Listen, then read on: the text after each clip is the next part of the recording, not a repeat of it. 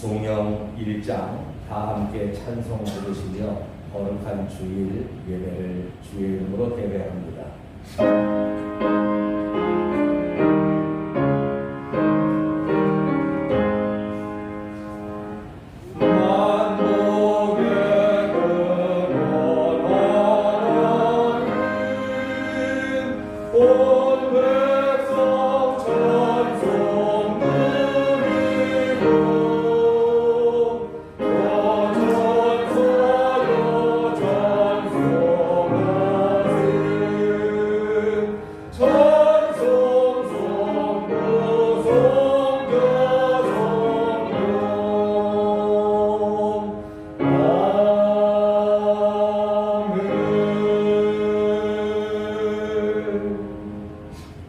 성신교독 교동문 99번입니다.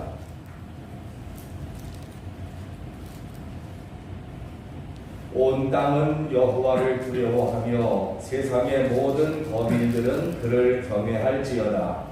여호와께서 나라들의 계획을 피하시며 인류들의 사상을 두려워하게 하시도다.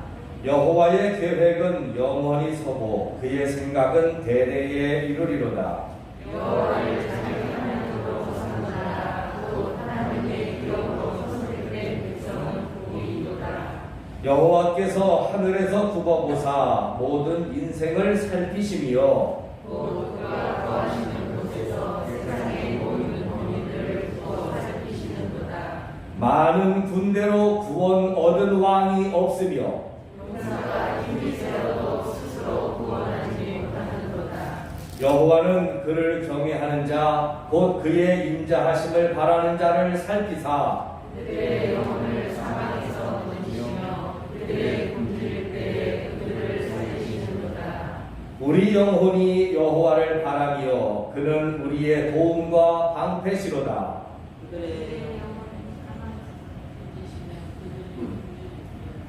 여호와여 우리가 주께 바라는 대로 주의 인자하심을 우리에게 베푸소서. 아멘. 사도신경으로 신앙 고백하시겠습니다. 전능하사 천지를 만드신 하나님 아버지를 내가 믿사오며 그 외아들 우리 주 예수 그리스도를 믿사오니 이는 성령으로 잉태하사 동정녀 마리아에게 나시고 본디오 빌라도에게 고난을 받으사 십자가에 못 박혀 죽으시고 장사한 지 사흘 만에 죽은 자 가운데서 다시 살아나시며 하늘에 오르사 전능하신 하나님 우편에 앉아 계시다가 저리로서 산 자와 죽은 자를 심판하러 오시리라. 성령을 믿사오며 거룩한 공회와 성도가 서로 교통하는 것과 죄를 사하여 주시는 것과 몸이 다시 사는 것과 영원히 사는 것을 믿사옵나이다. 아멘. 찬송가 494장입니다.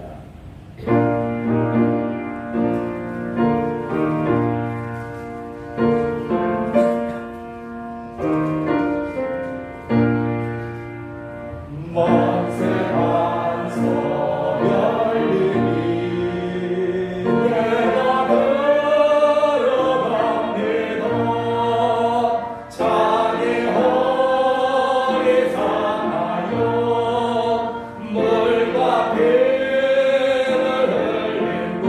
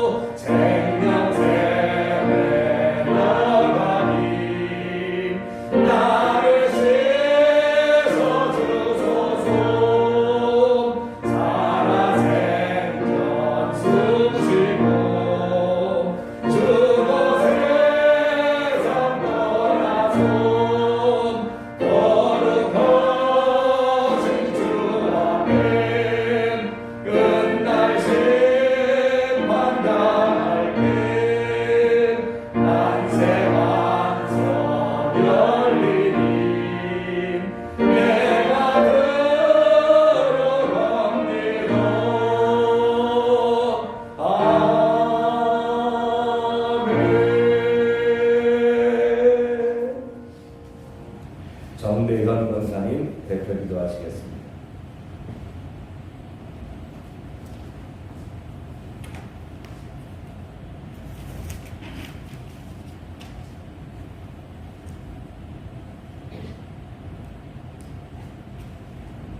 사랑하는 하나님, 이 시간 우리 예배가 주님께 함께 해주시도록 믿습니다. 주님의 능력과 사랑으로 충만케 해주시고 말씀을 들을 때마다 주님의 크신 권능이 나타나게 도와주시옵소서. 또한 말씀을 듣는 우리에게 회개의 마음을 열리게 해주시고 말씀을 들을 때 주님의 은총이 함께 해주시기를 간절히 원합니다. 이 시간 주님의 영광을 바라볼 수 있는 눈을 열어주시고 주님과 신령한 마음을 통해 주님의 영혼이 새로워지고 예배를 통하여 회복과 치유와 마음속의 기쁨과 은혜가 넘치는 시간이 되게 해주시고 맡겨진 삶을 잘 감당하고 하고 담대하고 믿음으로 복음을 전하고 늘 승리케 하여 주시옵기를 원합니다. 이 나라 민족을 사랑하시는 하나님, 지금 이 나라가 사회적이거나 경제적으로 어려운 가운데 있사오니 긍휼히 여겨주시고 가르쳤기 모든 것이 정상적으로 이루어질 수 있도록 은혜 내려주시옵소서. 전 세계가 코로나 가운데 있는 가운데 사망과 공포로 세상을 뒤덮고 있습니다. 지난 우리의 죄를 고백하며 주님 앞에 모든 것을 내려놓고 기도하오니 자비를 베푸시고 사태가 하루속히 안정되게 하여 주시옵기를 원합니다. 주님, 치료와 방역을 위하여 헌신하고 있는 의료진과 관계자들을 축복하여 주시고 스트레스와 합되지 않게 하여 주시옵기를 원합니다. 교회를 위하여 기도합니다. 성교를 통하여 이 지역이 복음화가 되게 하시고 구원의 빛이 되게 하셔서 믿음과 소망과 평안을 주는 교회가 되게 하여 주시옵소서. 또한 날마다 은혜 받고 축복하는 축복이 넘치는 교회가 되기를 간절히 원합니다. 모든 말씀을 위하여 하나님 목사님에게 하늘의 능력을 베풀어 주시고 하나님의 말씀을 강하고 담대하고 담대하게 전하게 하여 주시고 말씀을 듣는 우리가 새로운 힘을 얻어 축복한 삶을 살게 해 주시기를 원합니다. 주님, 주님의 영광을 위하여 온 마음으로 찬양을 바치니 기쁨과 은혜가 넘치는 거룩한 예배가 될 수 있도록 주님 인도하여 주시옵소서. 이 모든 말씀 우리 예수 그리스도 이름 받들어 감사를 드리옵나이다. 아멘.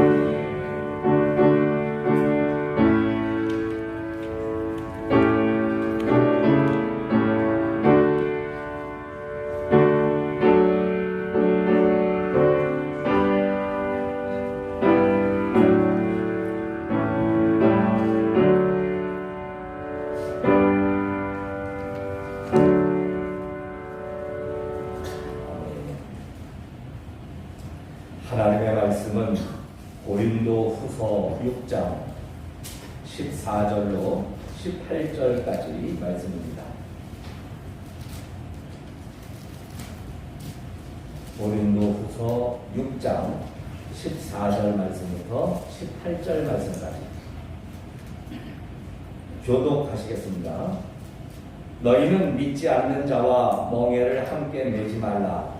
의와 불법이 어찌 함께하며 빛과 어둠이 어찌 사귀며 그리스도와 별리하여 어찌 믿는 자와 믿지 않는 자가 어찌 상관하며 하나님의 성전과 우상이 어찌 일치가 되리요. 우리는 살아계신 하나님의 성전이라. 이와 같이 하나님께서 이르시되 내가 그들 가운데 거하며 두루 행하여 나는 그들의 하나님이 되고 그들은 나의 백성이 되리라. 그러므로 너희는 그들 중에서 나서서 나를 믿고 그런 것을 만지지 말라. 내가 너희를 영접하여 너희에게 아버지가 되고 너희는 내게 자녀가 되리라. 전능하신 주의 말씀이니라 하셨느니라. 아멘. 설 명절 잘 지내고 오늘 거룩한 주일 기쁨으로 주님 전에 모였습니다. 우리 하나님께 오른손 높이 들어 큰 소리로 영광 돌리십시다. 할렐루야. 자, 이제 서로 인사 나누시지요. 사랑합니다. 축복합니다. 2021년도 주님이 주시는 놀라운 복은 당신께만, 바로 당신에게만 임하시기를 기도합니다. 정말입니다. 할렐루야. 아멘. 아멘. 감사합니다. 매주마다 우리가 하나님께 영광을 돌리고 성도 서로 간에 이렇게 올 한 해에 큰 축복을 빌어줄 때에 마음속에 기도합니다. 매주마다 사랑을 나누는 우리 청운회 가족들의 숫자가 주여 점점 더 많아지게 하시고 이 자리를 가득히 채워서 마침내에는 우리가 속삭이는 소리만으로도 이 성전이 지축이 울리는 정말 우렁찬 소리에 하나님을 향한 기도의 소리가 되게 하옵소서. 늘 소망합니다. 꿈을 꾸게 하시는 것은 이루어 주시기 위함인 줄을 확신합니다. 그렇기 때문에 여러분도 같은 꿈을 꿨으면 좋겠어요. 인사를 나눌 때마다 이제 빈자리 몇 개 건너서 멀리 보이는 우리 권사님, 집사님들 얼굴 바라볼 때마다 요 사이에 누구도 끼고 누구도 끼고 또 끼고 또 껴서 꽉 채워지는 하나님의 은혜가 정말 우리에게 속히 임했으면 좋겠습니다. 주여 믿습니다 하고 바라는 마음으로 항상 인사를 또한 그렇게 나누어 주시기를 바랍니다. 자, 오늘은 고린도후서 6장 14절에서 18절 우리가 함께 교독한 내용을 본문으로 해서 에클레시아라는 제목으로 의뢰를 나누려고 합니다. 제목을 한번 외칩시다. 시작. 에클레시아. 한 번 더. 시작. 에클레시아. 자, 에클레시아가 무슨 뜻이며 무엇을 이 본문을 통해서 말씀하시는가. 오늘 말씀을 우리가 잘 마음에 새기시면서 은혜를 나누실 수 있기를 바랍니다. 혹시 아시는지 모르겠습니다만 오늘이 1주년 기념일입니다. 무엇에 대한 1주년 기념일이냐 하면 대한민국의 마스크 대란이 일어난 1주년입니다. 정확하게 2020년도 2월 14일부터 마스크를 사려면 여러분들이 이제 1인당 몇 장씩 약국 앞에서 줄을 서야 하고 그 다음에 뭐 짝홀수대로 생년월일대로 일주일에 뭐 한 번인가 두 번인가 살 수 있는 그 일이 시작이 된 날이 그게 바로 이제 1주년으로 돌아왔어요. 자, 코로나와 더불어서 1년을 살면서 정말 별거를 다 보고 살았습니다. 볼 걸 못 볼 걸 다 보면서 이렇게 1년을 살아왔는데 그 1년 동안 참 가슴 아픈 것 중에 하나가 뭐냐 하면 이 1년 동안 한국 사회에서 우리 기독교 교회가 정말 많은 시련과 많은 고난 속에 교회로서의 그 영광스러운 정말 아름다운 모습에 많이 그림자가 드리워지고 먹칠을 당하는 수치와 조롱과 멸시와 핍박을 당하는 안타까운 1년이 우리 교회에 있었다라고 하는 거예요. 자, 그러면서도 이제 우리가 또 한 가지 정말 의아한 사실 하나를 우리가 찾아볼 수 있는 것 중에 하나가 뭐냐 하면 교회에서 연관되어진 코로나 발생에 대한 기사를 볼 때마다 뭐 불행 중 다행이라고 할까요? 정말 정통 우리 교단들, 정통 기독교에서 발생하는 빈도는 그렇게 썩 많지를 않고 소위 이단이라든지 아니면 뭔가 조금 색깔을 다르게 나타내는 이른바 우리가 평범하게 지역에서 볼 수 있는 그런 교회들의 모습이 아닌 좀 색다른 교회의 모습으로 기독교라는 이름으로 행하고 있지만 정말 똑같은 그리스도인들인가 라고 생각할 정도로 약간 거리감이 있는 사람들에게서 이제 이 코로나가 좀 많이 발생을 했고 그래서 이것 때문에 이단과 사이비들이 많이 드러나게 된 것은 또 보이지 않는 하나님의 은혜다. 뭐 이렇게 조심스럽게 말씀하시는 분들도 혹한 우리가 만나볼 수 있죠. 자, 그런데 기독교와 관련된 그리고 조금은 좀 우리가 낯설은 기독교를 이야기하고 있는 그 사람들이 코로나가 발생되는 모습을 보게 되면 한 가지 의아한 점을 우리가 발견할 수 있어요. 그건 뭐냐면 왜 그렇게 그들은 집단 생활을 할까? 여러분, 우리가 교회 수십 년 다녔지만 사실 집단 생활하는 거 우리 교회에서도 낯설죠, 그죠? 이게 무슨 여름 수련회를 3박 4일 또는 단기 선교를 일주일 그렇게 가서 수십 명이 그냥 3박 4일 같이 수련회하고 오고 하는 이런 개념이 아니라 이 사람들이 완전히 동떨어져서 자기네들끼리의 세상을 만들어 놓고 자기네들끼리의 집단 생활을 한다는 말이죠. 신천지가 처음에 발생을 했을 때에도 가장 문제가 되는 것은 그들의 생활관, 학습관, 집단 생활이 문제였습니다.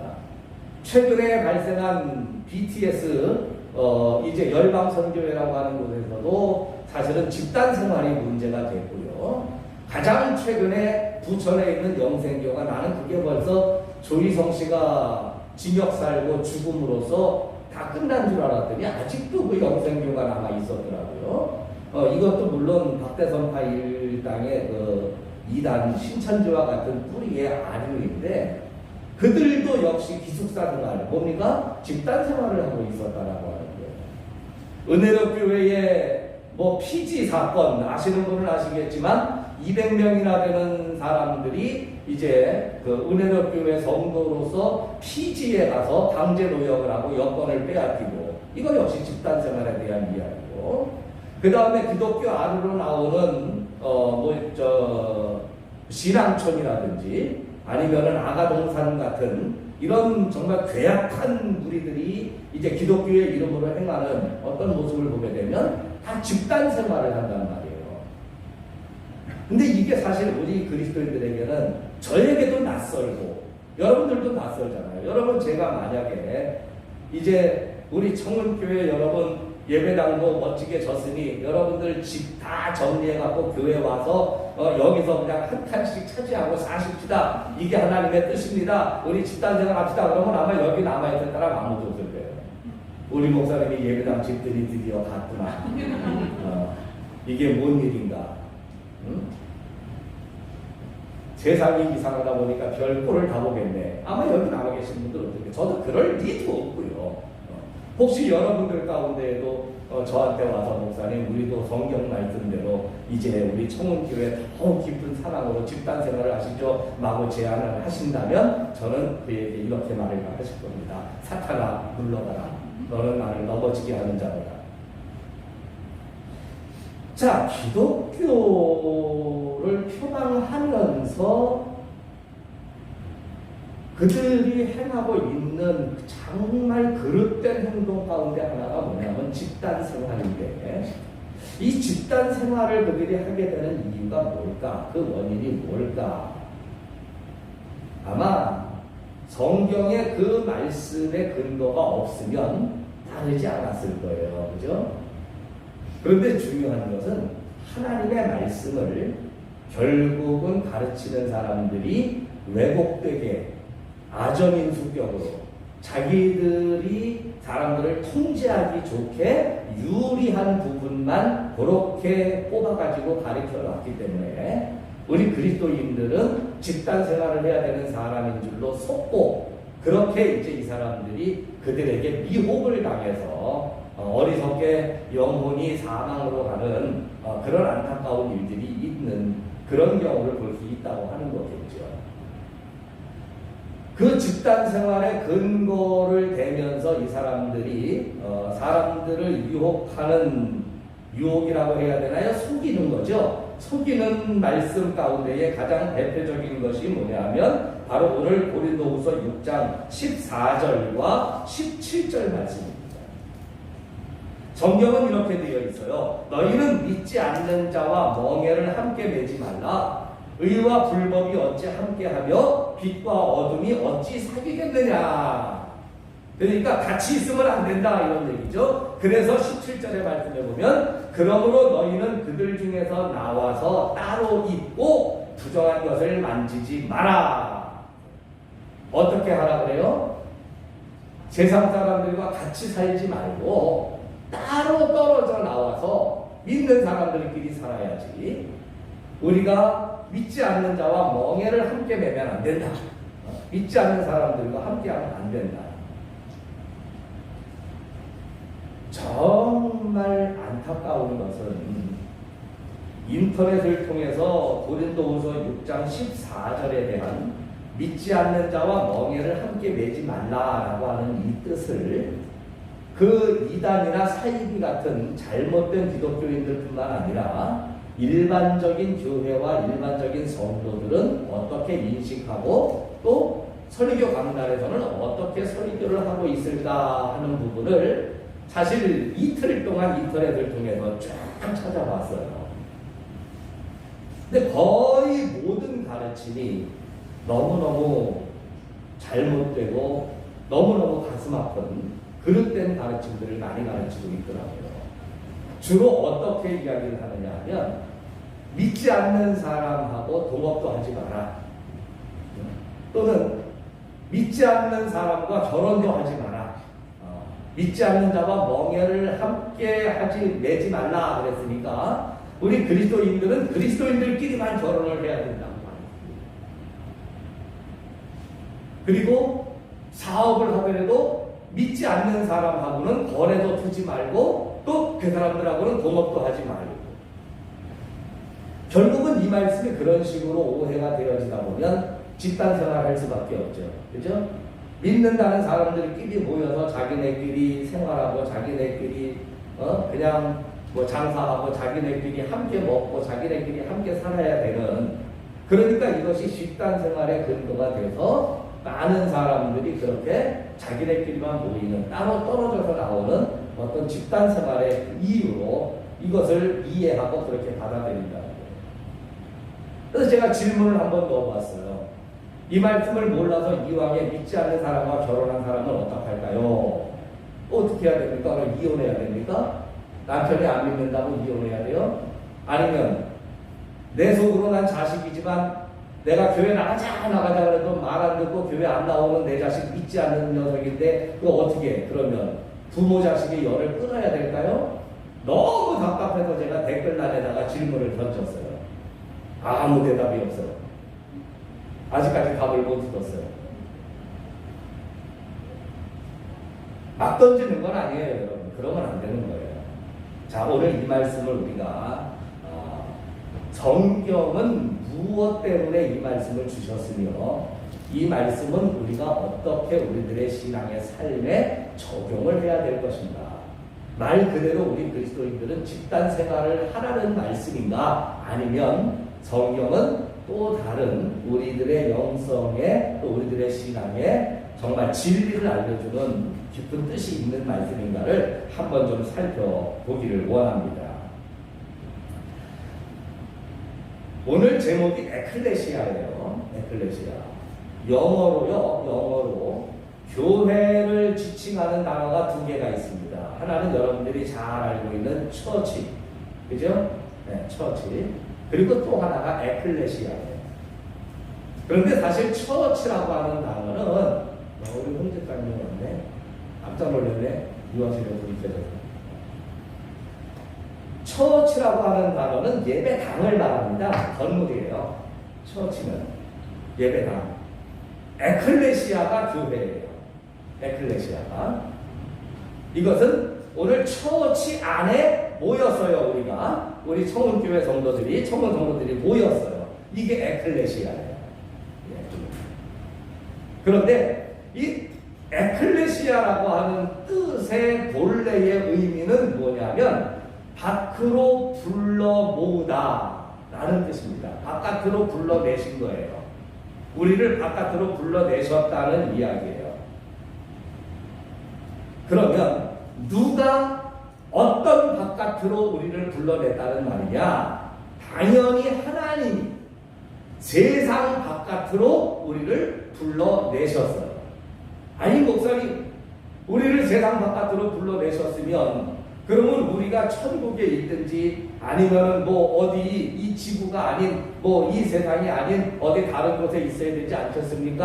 라고 하는데 그런 눈에 보이는 자연상의 세상이 아니라 하나님께서 우리의 삶에서 이 세상에 저촉되지 않고 세상에 얽매이지 않고 세상에 눌리지 않는 의의 삶으로 살 수 있도록 하나님이 거룩히 구별하여 우리를 불러내신 것이 바로 성도요, 바로 그리스도인이라고 합니다.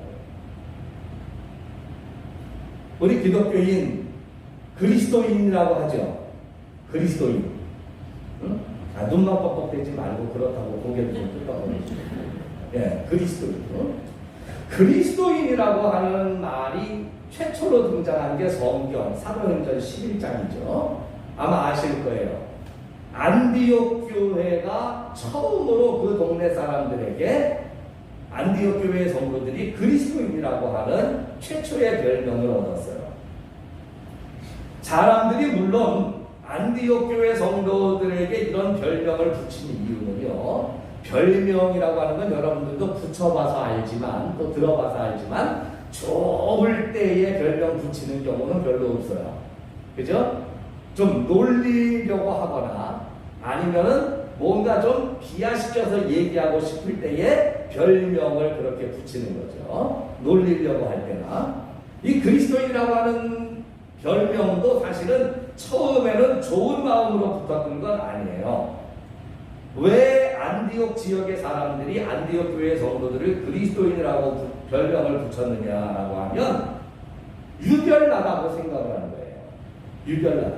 아이고 뭐 그렇게 교회를 다닌다고 뭐 예수를 믿는다고 뭐 그렇게 우리하고 좀 다른 것 같아. 저 사람들은 말이 좀 안 통하는 사람들 같아. 상식적이지가 않은 것 같아. 이래서 그리스도인이라고 하는, 그래서 약간은 경멸과 멸시의 뉘앙스로다가 그리스도인이라고 하는 별명이 생겼는데 점차 이 호칭은 영광스럽고 복된 이름으로 사용이 됐습니다. 별명을 지어봐서 아시겠습니다만 근거 없이는 안 나오죠. 예. 학교 반 친구 가운데에 머리가 큰 친구의 별명은 뭐라고 붙여요? 별명 아무튼 이렇게 선한 삶을 살아오고 있구나. 저는 중학교 2학년 때 저희 반 친구 2명의 별명, 제가 붙인 건 아닌데 참 별명이 너무 리얼하고, 중학교 때 별명이니까 여러분 용서하시고 들으세요. 요즘 같으면 제가 절대로 그런 별명 안 붙이고 그런 별명 안 불러요. 한 친구는 머리가 옆으로 이렇게 크고 한 친구는 앞뒤로 큰 짱구였어요. 그래서 옆으로 큰 친구는 동서대가리, 앞뒤로 큰 친구는 남북대가리. 그래가지고서는 반에서 동서대가리, 남북대가리가 다 동서남북이 그렇게 있었는데 중학교 2학년 때 얘기니까 용서하시라고. 요즘에 그런 거 하면은 이건 인격을 모독하는 거고 절대로 안 됩니다. 저도 중학교 때 별명이 깜장 콩알이었어요. 까만 데다가 좀 지었다 그러니까 깜장 콩알. 근데 저한테 깜장 콩알이라고 그러면 기분 나쁘잖아요. 오늘 끝나고 부르기만 해봐. 아주 그냥. 이렇게 별명이라고 하는 건 사실 근거가 없이는 안 해요. 근거가 있으니까요. 그리스도인이라고 부르는 것도 뭐냐면 그들이 무언가 달랐다는 거예요. 그리스도인들이나 뭔가 유별났다는 거예요. 뭔가 그리스도인이 아닌 사람들이 볼 때에도 무언가 이 사람들은 좀 달라, 뭔가가 좀 유별나. 예. 그래서 그리스도가 돕는 사람, 그리스도의 힘을 얻는 사람이라는 뜻으로 그리스도인이라고 하는 별명을 얻어가는 거죠. 여러분, 세상 사람들의 눈에도 그리스도인이 유별난데 좀 뭔가 다른데 우리 그리스도인들이 그것을 오늘 깨닫고 아시고 믿으시기를 바랍니다. 오늘 우리는 뭔가 다른 사람들이에요. 이 시대의 그리스도인들도 세상과는 뭔가 다른 사람들이에요. 그것을 좋은 말로는 거룩으로 표현을 합니다. 우리 그리스도인들은 거룩한 사람들이에요. 그럼 뭐가 거룩하냐? 도대체 뭐가 얼마나 거룩하냐? 제가 이런 말씀을 한번 드려볼게요. 성경을 읽다 보면 성경을 재미있게 만드는 이야기들이 좀 있습니다. 그죠? 아주 지루한 율법의 이야기만 나오다가도 이제 뭐 재미있는, 예를 들면은 뭐 여리고 성을 함락한 이야기라든지 다윗이 골리앗을 이기는 이야기라든지 재미있는 내용들이 있어요. 이런 싸움의 이야기들을 보게 되면 여러분 잘 들어보십시오. 공통점을 찾아보세요. 여리고성을 점령해야 되는데 여리고성을 점령할 만한 힘도 능력도 이스라엘에게는 없어요. 여호수아도 마찬가지죠. 그런데 하나님께서 이 여호수아에게 여리고성을 7바퀴를 돌아라. 하루에 한 바퀴씩. 그 다음에 마지막 7째 날은 7바퀴를 돌고 내가 신호를 하면 함성을 질러라. 그러면 성벽이 무너지게 될 것이고 여리고성을 점령하게 될 것이다. 하나님이 작전을 펼쳐주셔서 그대로 했더니 여리고성을 도저히 점령할 수 있는 능력이 없는 이스라엘이 여리고성을 무너뜨리고 여리고성을 점령하는 승리의 역사가 일어났어요. 할렐루야. 다윗과 골리앗의 싸움도 보게 되면 다윗이 골리앗과 상대할 만한 어떤 능력이나 힘이 안 되죠.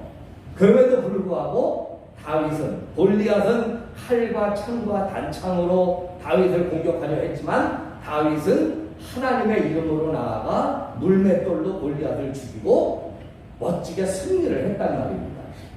한 가지만 더 예를 들게요. 열왕기서와 역대서를 읽다 보면 여호사밧 왕이 나와요.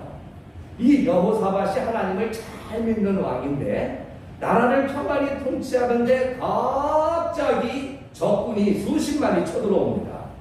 전혀 준비가 되어 있지 않은 전쟁 상태에서 그야말로 나라가 멸망의 풍전등화 앞에 사로잡혔을 때에 이 여호사밧 왕이 밀려오는 아람의 적군을 이기고 물리쳐 승리할 수 있었던 비결은 뭐냐면 성가대를 데리고 나간 거예요.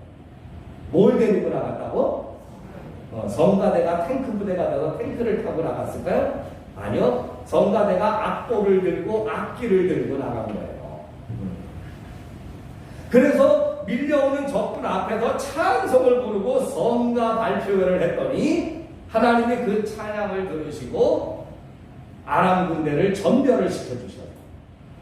정말 그 전쟁 노래 불러서 이겼어요. 노래를 이겼어요. 자, 여러분 보십시오.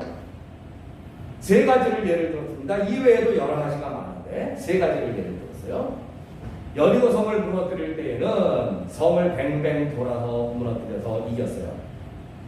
다윗과 골리앗이 싸울 때에는 그 전쟁의 장수들끼리 맞서는 싸움에서 돌멩이 하나 던져서 이겼어요. 여호사밧 왕이 전쟁에 봉착했을 때에는 성가대가 나가서 찬송을 불러서 이겼어요. 어떤 공통점이 있을까요? 어떤 공통점이 있을까요? 하나님의 도우심. 조금은 포괄적이에요. 자, 시간 관계가 답을 말씀드릴게요. 세상의 방법이 아니에요. 그죠? 세상에서는 이해할 수 없는, 도저히 납득이 갈 수 없는, 그러니까 이 전쟁을 이기는 방법들을 보게 되면 이건 전혀 세상에 존재하는 방법이 아니에요. 세상 방법이 아니에요. 세상의 방법이어야 된다면 여리고성을 공격할 때에도 죽기 살기로 비록 열세에 몰려있지만 전 이스라엘 백성이 다 오늘 여기서 내가 뼈를 묻는다 하면서 일사결단의 각오로다가 그냥 벌떼처럼 막 사다리 만들고 올라가서 넘고 오한마로 치고 이래서 성벽을 무너뜨려서 정말 질 뻔했지만 고생 끝에 이겼다. 이게 세상 방법일 테고 다윗과 골리앗의 싸움에서도 정말 다윗이 이기려고 한다면 1000만분의 1의 확률 앞에서 그래도 다윗이 유리한 건 골리앗보다 신체가 작으니까 다람쥐처럼 요리 빠지고 조리 빠지면서 골리앗을 지치게 만들어서 어떻게든 칼로 찔러서 이겼다. 뭐 이렇게 됐다면 이게 세상 방법이 가능하죠. 그래서 약자가 강자를 이길 때에 정말 죽기 살기로 달려들어서 이렇게 이겼다라고 하는 이런 얘기가 된다면 이건 세상 방법일 텐데 세상의 방법이 아니에요. 세상의 방법이 아니면 이건 어디의 방법일까요? 하나님의 방법이다. 하나님이 우리를 왜 따로 불러서 에클레시아 불러서 모으셨을까? 그래서 하나님 앞에 부름을 받아서 하나님이 불러서 모인 사람들은 어떻게 살으라고 하시는 걸까? 이제부터 너희는 너희들의 삶의 자리에서 일어나는 어떤 일이든 세상의 방법으로 살게 되는 것이 아니라 하나님의 방법으로 살게 될지어다. 하나님의 방법으로 사는 역사가 일어날 줄로 믿습니다. 이걸 우리는 하나님의 은혜라고 얘기하는 거예요. 하나님의 은혜.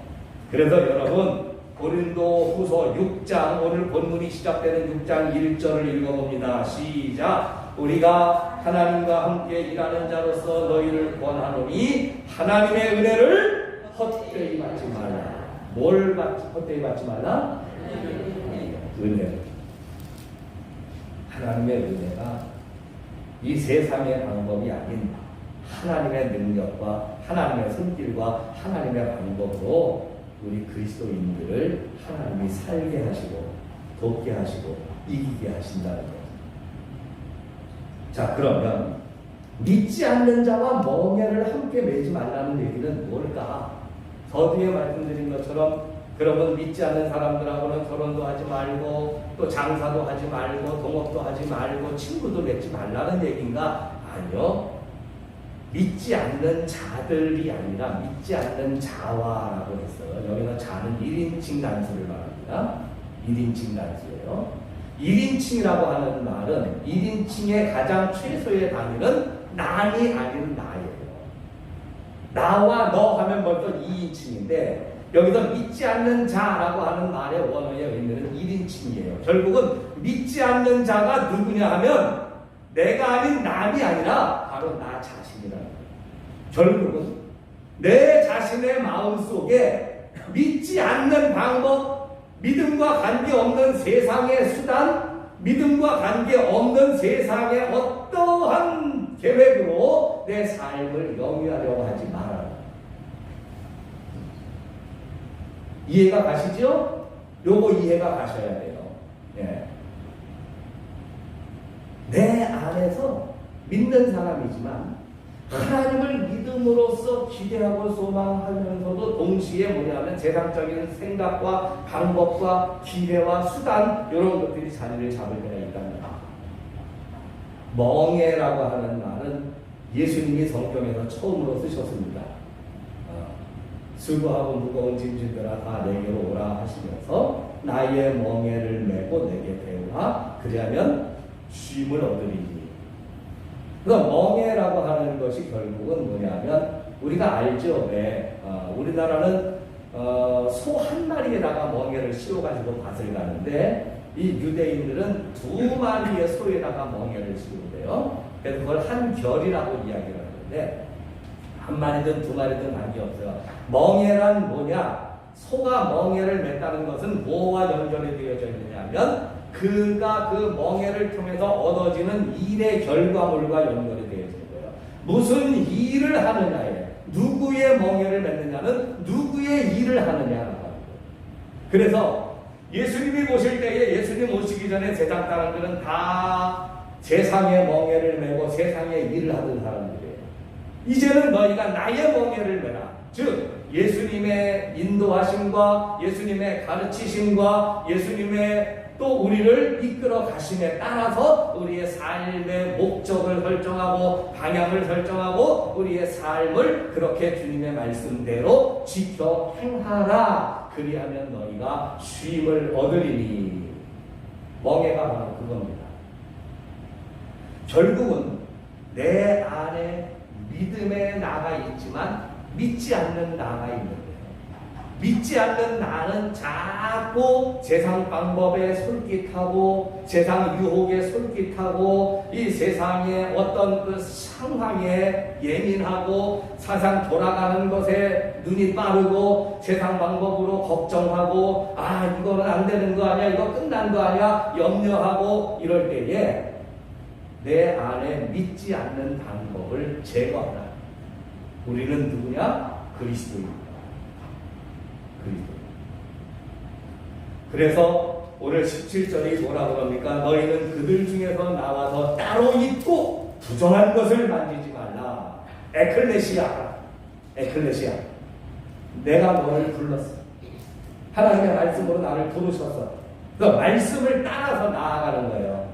그러니까 우리는 사막에서도 목마름에 대하여 염려하지 아니하고 풍랑이는 바다 한가운데에서도 좌초하거나 침몰할 것에 대하여 두려워하거나 근심하지 아니하고 오직 도우시는 하나님을 바라보면서 기도할 수 있는 사람이 되고 또 하나님의 뜻대로 살아가기를 마음속에 다짐하는 그런 사람이 되라라고 말씀하십니다. 에클레시아가 되면 뭐라고 하십니까? 18절 내가 너희를 영접하여 너희에게 아버지가 되고 너희는 내게 자녀가 되리라. 전능하신 주의 말씀이니라. 전능하신 주로 왜 주님을 소개했을까요? 전능. 전능이라는 뜻은 모든 것이 가능하다는 거예요. 모든 것이 가능하다. 모든 것이 가능하신 하나님께서 우리를 따로 부르셨어요. 어떻게 하시려고? 하나님의 방법으로 도우시려고, 하나님의 방법으로 살게 하시려고, 하나님이 우리의 삶을 역사하시고 이끌어 주시려고요. 요즘은 이제 성전을 건축하고 난 다음에 조금 정신을 차리면서 우리 성전을 건축하는 과정 속에서 정말 보이지 않았지만 도우신 하나님의 그 도우심을 하나하나 이제 정리를 해가면서 나중에 이 하나님의 우리 교회를 얼마나 사랑하시고 도우셨나를 이제 간증할 수 있는 그런 때에 이제 좀 하나님께 영광을 돌릴 것들이 무엇이 있는가를 찾아보느라고 그거 좀 정리하고 있습니다. 그 가운데 하나가 이제 뭐냐 하면 이런 일이 있어요. 우리가 먼저 교회를 이제 보상을 받고 이 종교용지를 매입을 하면서 건축까지 하게 되는데 사실 먼저 성전보다는 지금 우리 새로 건축한 예배당이 땅도 훨씬 그 평수도 더 늘어났고 또 건물의 크기도 훨씬 커졌고 층수도 높아지고 이게 다 세상적으로 보면 뭔 차이예요? 돈 차이라는 거예요. 돈 차이. 그러니까 먼저 교회에서 받은 금액만 가지고는 우리가 이 예배당을 다 완벽하게 완전하게 지는 일이 사실 부족하니까 건축을 하는 과정 속에서도 이제 돈이 부족한 것에 대한 그 마음의 부담은 뭐 여러분들과 함께 기도 제목이었습니다만 항상 힘들었습니다. 자, 그런데 사실은 건축하면서 돈 때문에 중간에 너무 힘들고 어려운 것들이 이제 너무 싫어서 하나님 앞에 이제 기도하면서 하나님 이 땅이 아직 등기가 우리 교회로 완전히 넘어오지 않아서 어렵기는 하지만 우리가 좀 대출을 받을 수 있는 방법을 하나님 좀 대출을 받을 수 있게 해주세요. 그래서 적어도 건축할 수 있을 때만큼이라도 우리가 돈 걱정 없이 건축했으면 좋겠습니다 해서 이제 대출할 수 있는 방법을 찾아봤어요. 근데 그때 마침 이제 제 둘째 처남이 그 농협중앙회에 아주 고위직 간부로 있어가지고 그 둘째 처남이 가장 사랑하는 누나를 제가 잘 알고 있기 때문에 그 둘째 처남의 누님에게 압력을 가해가지고 둘째 처남한테 좀 높은 자리 있을 때 교회 대출을 좀 하게 해달라. 그래가지고 이제 압력을 넣었어요. 근데 대개 여러분 이게 대출이라고 하는 게 어떻게 진행이 되느냐면 우선은 대출이 필요한 교회 목사님과 장로님들이 어느 지점이든 지점을 찾아갑니다. 그래서 이제 대부계를 만나서 또 지점장을 만나서 사정을 하고 그러면 이제 지점장이 알겠습니다 목사님 한번 올려볼게요. 그래가지고서는 서류를 다 만들어 올리면 그걸 농협 본사의 여신부라고 하는 데에 올려줘요. 그러면 여신부에서 그걸 검토를 해보고 뭐 여기는 이 기회는 대출해줘도 괜찮겠습니다 라고 결제가 나오면 지점에서는 아무 소리 안 하고 이제 상부 결제를 맡았으니까 결제가 나가게 되어 있는 거거든요. 근데 이건 이제 거꾸로 돼요. 위에 고위직 간부가 본사의 여신부에다가 지시를 내렸어요. 청운교회라고 하는 데서 대출을 얻고 싶어 하니까 대출을 해줄 수 있는 방법을 찾아봐라. 그랬더니 본사 여신부가 우리 교회에 대출을 해줄 수 있는 장소가 어디가 좋을까 찾아가지고 농협 지점 가운데에 서울 화곡동 지점에다가 지시를 내렸어. 여신부에서. 당신네 지점에서 인천 청운교회에 대출을 해주시오. 대출을 해주시오.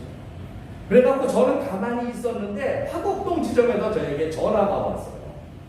목사님 농협에서 대출이 필요하시다면서요. 어디신데요? 어디 화곡동 지점인데 서류를 준비해서 화곡동 지점으로 좀 올라오십시오. 그럼 대출해 드리겠습니다. 얼마나 필요하십니까? 그래서 공사할 때 필요한 돈이 우선 5억 정도만 대출하면 좋겠으니까 5억만 해주시고 그리고 난 다음에 공사 끝나고 나면 더 필요한 건 2차로 해주십시오. 아이 그러지요. 얘기 다 끝났어요. 신바람이 나가지고 할렐루야 할렐루야 서류를 준비해가지고서는 화곡동 지점에다가 냈습니다. 하마나 전화가 올까 이제나 전화가 올까 한 주가 지났는데도 당간부 소식 2주가 지났는데도 연락이 쫓아갔어요. 이제는 대교 배짱 튀기면서 서류를 냈던 사람이 쫓아올라갔어요.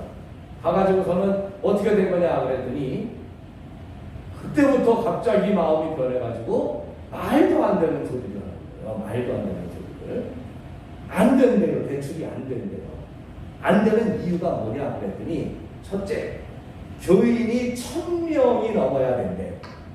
성도가 1000명이 넘어야 된대. 1000명이 안 되는 교회는 농협으로 대출 못 받는데 원사님. 이제까지 50명, 100명, 200명 가지고 대출 받은 교회들은 다 뭐야? 그죠? 세상에. 그래서 안 된대. 그리고 1년 결산이 10억이 넘어야 된대. 1년 결산이 10억이 넘지 않아도 대출. 아니 말이 되는 소리를 해라 그랬는데 요즘은 안 돼요. 그래서 어떡합니까? 다시 윗선에다가 압력을 넣어가지고 여신부에다가 찔러서 여신부에서 다시 한번 지시를 하게끔 했는데도 결국은 지점에서 안 된다고 푸는 바람에 대출을 못 받았어요.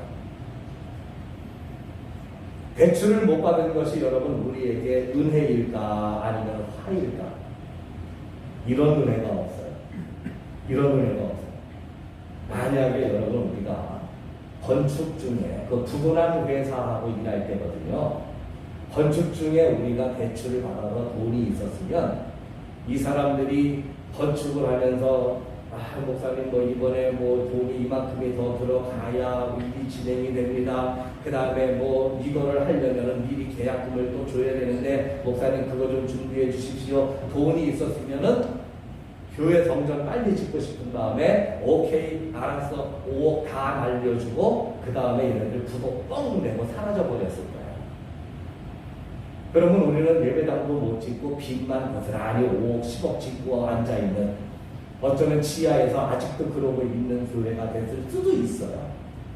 모골이 소멸해지는 거예요. 야, 옛날에 어떤 목사님이 부흥에서 설교하실 때에 안 되게 하시는 것도 하나님의 은혜다 그랬었는데 하나님께서 막으시는구나. 하나님이 지켜주셨구나. 하나님이 역사하셨구나. 할렐루야. 얼마나 감사하죠. 여러분, 세상적으로 보게 되면 제가 간략하게 설명드렸지만 안 될 수 없는 일이에요. 세상적으로. 근데 하나님이 그걸 막으십니다. 이해할 수 없는 이유로 하나님이 교회를 건지셨어요. 이건 무슨 방법일까요? 하나님의 방법이에요. 하나님이 안 되게 하시는 하나님이다라고 생각하다가 보니까 하나님이 깨달은 걸 주시더라고요. 아니다. 안 되게 하시는 게 아니라 하나님이 되게 하신 거다. 하나님이 되게 하신 거다. 나는 내가 되게 하는 방법으로 교회를 지으려고 했고, 하나님은 하나님이 하시는 방법으로 교회를 지으시려고 했는데, 내가 되는 방법이 안 된 것은 하나님이 하는 방법이 된 거니까. 하나님은 되게 하시는 하나님이에요. 어떻게든, 그죠? 할렐루야. 되게 하시는 하나님. 우리는 에클레시아입니다. 교회죠. 어떤 교회냐? 하나님이 불러내신 사람들입니다. 이제는 세상 돌아가는 것 때문에 세상에서 요구하는 것을 갖추지 못했다고, 세상이 이야기하는 대로, 세상이 원하는 대로 따라가지 못한다고 여러분 힘들어하지 마세요. 왜? 오히려 세상에 깜짝 놀랄 만한 하나님의 방법이 우리에게는 선물로 주어져 있기 때문이라고 하는 거죠. 우리 옆에 분들에게 좀 심각해졌는데 인사합시다. 은혜로만 사십시다. 은혜로만 사십시다. 우리는 에클레시아입니다. 그래요. 하나님의 은혜가 살아있습니다. 그 은혜를 주시려고 우리를 믿게 하신 거예요. 감사해요? 안 감사해요? 안 감사한 것 같아. 저는요, 이 말씀 준비하면서 감사가 저절로 샘솟았어요. 맞아. 그래. 그러고 보니까 믿음의 삶을 살고 난 이후부터는 세상에서 보면 실패할 수밖에 없고, 경쟁력 떨어지고, 세상에서는 어떻게 할 수 없었던 일들도 하나님의 은혜로 우리가 이루어지는 일들이 있었고, 앞으로도 하나님은 이루어지게 하신다라는 거예요. 오늘 여러분, 이 믿음 하나 꽉, 이게 설날 선물입니다. 설 선물 이 정도면 괜찮죠? 뭐 하나님이 벌써 주신 거 제가 생각만 되는 건데, 정말 우리에게 세상에서 전혀 이해할 수 없고 상상할 수 없고 세상이 납득할 수 없는 놀라운 하나님의 은혜의 도우심이 우리에게는 그야말로 우리를 둘러싸고 있다라고 하는 이 사실. 우리는 에클레시아입니다. 여러분, 하나님의 은혜를 올 한 해 이제는 흠뻑 받으셔서 그 은혜에 감사하는 한 해가 되시기를 주의 이름으로 축복합니다. 기도하십시오. 사랑해 주님 감사합니다. 우리를 부르셔서 따로 세우셨습니다. 세상 방법대로 이리 치이고 저리 치이며 살 것이 아니라 하나님이 우리를 자녀 삼으셔서 하나님의 방법대로 살게 하시겠다 약속하신 줄을 믿습니다. 내 마음속에 아직도 세상에 멍해가 있다면 벗어던지게 하옵소서. 믿음과 반대되는 것이 내 마음에 자리 잡으면 오직 혼란만 가중될 뿐 그것이 내 삶을 이끌어갈 수 없음을 깨닫게 하여 주옵소서. 그리스도와 벨리알이 조화될 수 없는 것처럼, 믿음과 불신이 하나 되지 못하는 것처럼 오직 믿음으로만 주님께 나아가는 우리 청문회 성도들 되게 하여 주옵소서. 예수님의 이름으로 기도합니다. 아멘. 봉헌 찬송 부르시면서 드려진 예물을 봉헌합니다.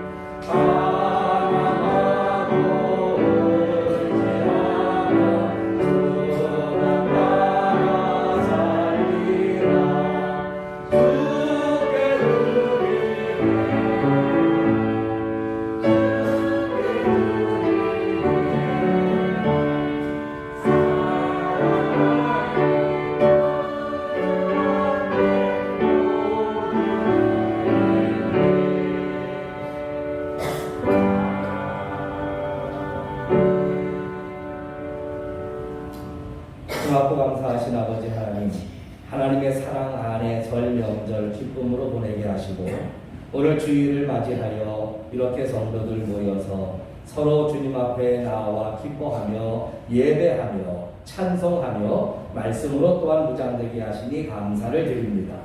이제는 가정과 직장과 삶의 일터로 돌아가서 우리가 거룩히 구별된 하나님의 자녀로서 이 세상 사람들이 이해할 수 없는 은혜의 삶으로 승리하는 자들임을 보여주게 하여 주옵시고 우리를 그렇게 하기 위하여 불러내신 하나님 앞에 또한 우리의 살아가는 한 주간 동안은 놀라운 일들과 감사의 일들만이 채워지도록 주님 축복해 주시옵소서. 이 시간은 저희들이 주님 전에 나오며 마음을 다하여 소중히 정성된 예물을 준비하여 봉헌합니다. 이 예물들을 통하여 더욱 주님의 영광이 드러내게 하옵시고 영혼을 구원하는 데 쓰임받게 하옵시며 교회가 견고히 세워지며 지역의 빛이 되는 데에 사용되도록 축복해 주옵소서. 동참한 이들의 손길을 우리 주님이 붙잡아 주셔서 그 손을 통하여 놀라운 능력의 손길이 되게 하여 주옵시고 11전 하나님의 말씀의 약속대로 그 섬기고 드린 손길들의 가정마다 쌓을 것이 없도록 부어지는 하나님의 은혜의 가품이 넘치게 하여 주옵소서. 감사하는 손길들 그 마음들을 축복하여 주옵시고 감사의 일들이 더욱더 풍성하게 하여 주시며 100배 1000배 감사할 놀라운 은혜가 넘치도록 인도해 주시기를 원합니다. 또한 주의 전을 위하여 쓰임받기를 원하여 내민 손길들이 있사오니 이제는 주님 그들의 가정을 주의 손으로 만져주시옵시고 그들의 자녀들을 주의 손으로 양육하여 주옵시며 그들의 꿈과 그들의 비전을 주의 은혜로 이루어 주옵소서. 축복하시는 주님께 감사드리며 예수님 이름으로 기도합니다. 아멘. 네, 교회 소식 몇 가지 나눕니다. 설 명절 잘 보내시고 건강한 모습으로 뵙게 돼서 하나님 앞에 감사하고 영광을 돌립니다. 코로나 방역 거리두기 지침이 이제 조금씩 좀 완화되어지고 변화되어져 가고 있는데 뭐가 어떻게 됐다 하는데 흔들리지 마시고 우리의 마음은 우리의 믿음은 하나님 앞에 더욱더 가까이 하나님께 두시고 우리가 세상법의 제도에 맞춰서 이렇게 예배하는 게 옳으냐 그건 세상법의 기준이고요. 우리는 신령과 진정으로 하나님 앞에 나아오는 하나님의 법만 마음속에 담으시고 그렇게 우리가 행할 수 있으시기를 바랍니다. 돌아오는 수요일이 17일 성회 수요일입니다. 무슨 얘기냐면 이날부터 부활절까지 고난주간을 포함해서 사순절 기간이 시작이 됩니다.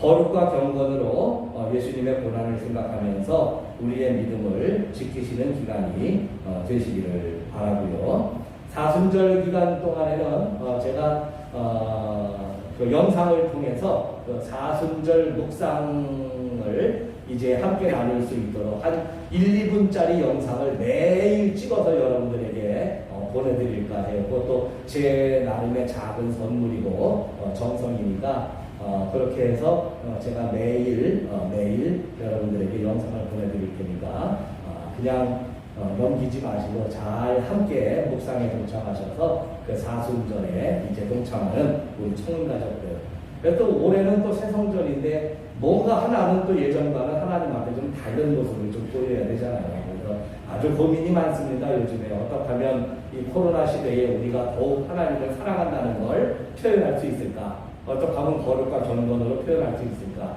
또 그걸 온라인으로 해야 되니까 이 제한적인 환경 속에서 정말 고민이 많은데 하나님이 그때그때 지혜를 주시고 능력도 주시고 은혜 또한 주실 줄로 믿습니다. 2월 달은 우리 교회 창립기념 달입니다. 2월 28일 넷째 주일이 교회가 벌써 주의 뜻 가운데 세워진 지 25주년이 되네요. 이제 그 특별히 교회를 사랑하는 마음이 2월 달에 더 깊어지시기를 여러분 교회를 위해서 기도 많이 해주시기를 부탁을 드립니다. 또 다른 소식이 혹시 있으시면 이 시간 통해서 해주시기를 바라고 없으시면 우리 별단의 찬송과 축도로 오늘의 예배를 마치도록 하겠습니다.